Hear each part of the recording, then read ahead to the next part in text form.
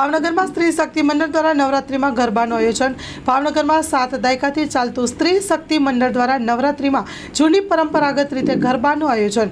ભાવનગરમાં રૂપાણી સર્કલ પાસે આવેલ થિયોસોફિકલ યોજના પટાંગણમાં બનાવેલ એક રૂમની અંદર 7 દાયકાથી ચાલતું સ્ત્રી શક્તિ મંડળ, જેમાં દરરોજ ગાયત્રી મંત્ર જાપ, ભજન કીર્તન અને નવરાત્રિમાં જૂની પરંપરાગત રીતે બહેનોના ગરબાનું આયોજન કરવામાં આવે છે।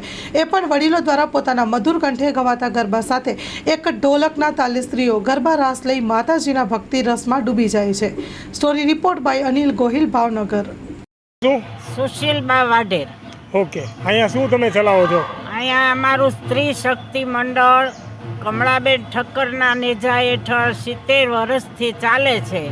કમળાબેન ગયા પછી આ મંડળ હું ચલાવું છું અને બહેનોનો સત્સંગ રોજે 4 થી 5:30 ગીતાજીના અધ્યાય થાય, ભાગવત રામાયણ વંચાય, પ્રાર્થના થાય, હનુમાન ચાલીસા બોલાય।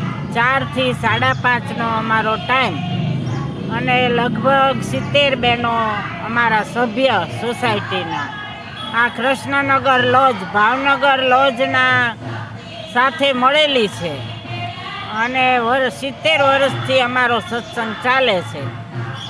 અમારો 9 દિવસનો। કેટલા વાગે શરૂ થાય, કેટલા વાગે બંધ કરો? અમારો 5 વાગે શરૂ થાય ને 7 વાગે બંધ થાય। ઓકે।